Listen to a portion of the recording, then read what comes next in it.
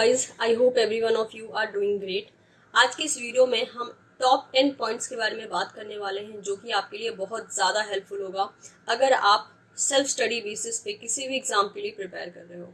अक्सर बच्चे कंफ्यूज रहते हैं कि जब CSIR नेट का प्रिपरेशन कर रहे हैं और वो भी सेल्फ स्टडी के थ्रू, तो कैसे जाने कि किसी पॉइंट का या किसी टॉपिक का कितना लिमिट है।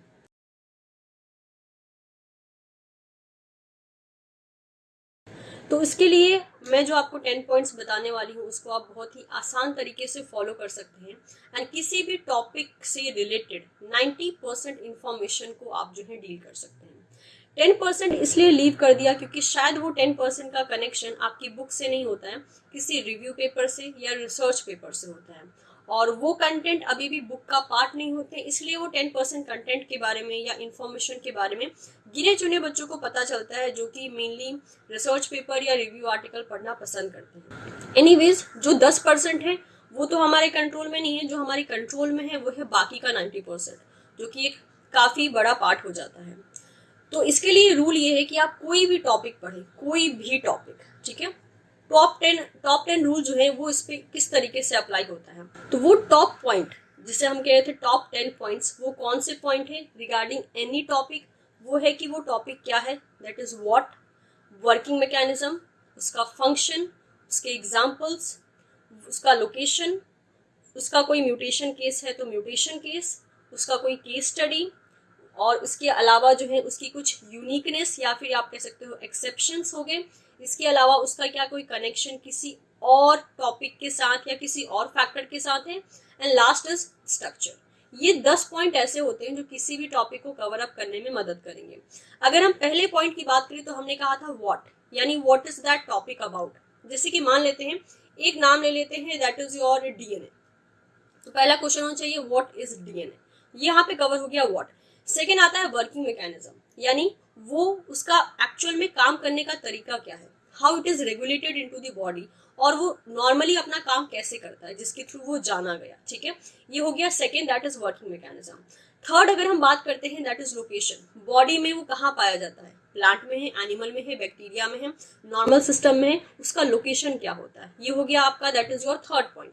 नेक्स्ट बात करें फोर्थ की, जिसे हम कहते हैं एग्जाम्पल। तो एग्जाम्पल में क्या हो जाएगा, अगर उसकी कुछ एग्जाम्पल्स अवेलेबल हैं तो आप दोगे। जैसे कि हर एक टॉपिक के लिए कुछ एग्जाम्पल्स अवेलेबल नहीं होते हैं। जैसे DNA में क्या एग्जाम्पल होगा, DNA खुद अपने आप में एक बड़ा टॉपिक, उसमें कोई एग्जाम्पल नहीं होगा। एग्जाम्पल कैसे चीजों का होता है, जैसे कि मान लीजिए आप एक प्रोटीन की कैटेगरी पढ़ रहे हो, उसमें और सब एग्जाम्पल्स चले आते हैं तो वहां पे एग्जाम्पल आ जाएगा। नेक्स्ट हमने बात की थी केस स्टडी की। क्या इस जिस भी टॉपिक को आप प्रिपेयर कर रहे हो उससे रिलेटेड कोई केस स्टडी अवेलेबल है।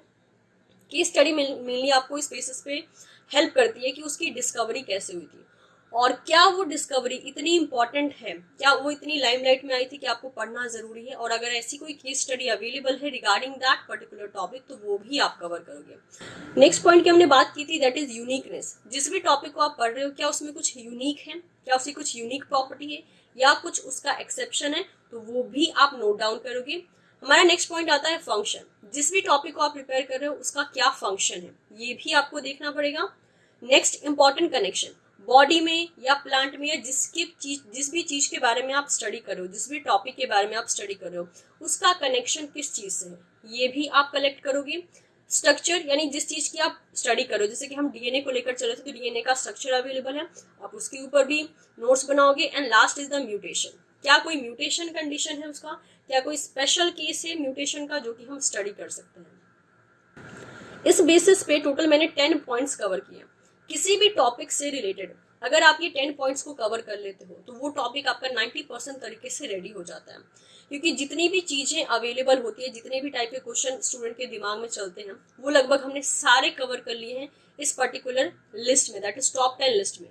मेक श्योर सारे के सारे टॉपिक जो भी आपके सिलेबस में अवेलेबल है, बिकॉज ये वीडियो मेनली CSIR स्टूडेंट के लिए है, यानी CSIR ओरिएंटेड है, किसी और एग्जाम की मैं बात नहीं कर रही हूँ। तो अगर डिपेंड करता है कि आपने टॉपिक कौन सा सेलेक्ट किया है, सारे टॉपिक इस 10 क्वेश्चन वाले पॉइंट को सेटिस्फाई नहीं करते हैं। जैसे कि एग्जाम्पल के लिए लेते हैं इकोसिस्टम। इकोसिस्टम में आपको व्हाट का आंसर मिलेगा, इकोसिस्टम काम कैसे करता है इसका आंसर मिलेगा, इकोसिस्टम के आपको एग्जाम्पल्स भी मिलेंगे, इकोसिस्टम का म्यूटेशन केस आपको नहीं मिलेगा। तो इसलिए मैंने कहा सारे टॉपिक इस 10 पॉइंट को सेटिस्फाई नहीं करते हैं। लेकिन मैक्स टू मैक्स जो टॉपिक होते हैं, ये जो 10 पॉइंट बताया है, मिनिमम भी करेंगे तो 5 को सेटिस्फाई कर लेंगे, मैक्सिमम करेंगे तो 10 के 10 पॉइंट आपको सेटिस्फैक्शन तरीके से मिल जाएगा। जिस भी टॉपिक का जितना ज्यादा पॉइंट आप सर्च कर सकते हो उतना ही ज्यादा बेटर ढंग से आपके नोट्स रेडी होते रहेंगे। लेकिन जैसे कि मैंने कहा, हर एक टॉपिक इन 10 पॉइंट्स को सेटिस्फाई नहीं करता है। किसी टॉपिक के लिए आपको इन 10 पॉइंट में से कोई 4 ही मिलेगा, कोई 5 ही मिलेगा, कोई 6 ही मिलेगा। जैसे कि इकोलॉजी में कोई म्यूटेशन केस हम स्टडी नहीं करते हैं, तो वो हट गया वहां से। इकोलॉजी में हर एक टॉपिक में एक्सेप्शनल केसेस नहीं आते हैं, तो वो भी हट गया। तो ऐसे ही करते करते, जैसे मैंने कहा, हर टॉपिक इस 10 पॉइंट को सेटिस्फाई नहीं करेगा, लेकिन जितने भी पॉइंट को सेटिस्फाई करेगा वो आपके लिए एक बेस्ट तरीके से नोट्स को रेडी करते जाएगा। तो इस तरीके से आप इस 10 पॉइंट्स को दैट इज फॉलो अप करके किसी भी टॉपिक को बहुत ही बेस्ट तरीके से कवर अप कर सकते हो। नेक्स्ट बात ये आती है कि जो भी टॉपिक आप कवर करो, मतलब 10 पॉइंट में आपने किसी टॉपिक को कवर कर लिया और आपको वो 10 पॉइंट के आंसर भी मिल गए किसी टॉपिक से रिलेटेड, लेकिन क्या एग्जाम पॉइंट ऑफ व्यू से वो सारे टॉपिक इंपॉर्टेंट होंगे? तो आंसर इज, जब आप पहली बार उस टॉपिक को पढ़ रहे हो और प्रिपेयर कर रहे हो तो ऑटोमेटिकली आप काफी अच्छा नॉलेज गेन करते जा रहे हो। जब आप उस टॉपिक से रिलेटेड सारे क्वेश्चन को सॉल्व कर लोगे तो आपको एक बेटर आइडिया मिल जाएगा कि कौन सा 10 पॉइंट में से ऐसा कौन सा सब पॉइंट है जिसके बारे में एग्जाम फोकस नहीं करता है। तो उस पर आप अपना दैट इज आप कह सकते हो ध्यान थोड़ा कम भी डालोगे तो भी चल जाएगा।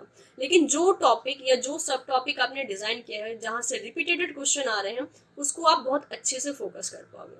तो ये था tips, that is top 10 tips किसी भी टॉपिक को मोस्ट बेटर बेसिस पे जो है प्रिपेयर करने का। आई एम एक्सपेक्टिंग दैट ये वीडियो जो है आपके लिए हेल्पफुल रहेगी। Don't forget to subscribe teaching Pathshala for more such videos. Thank you so much.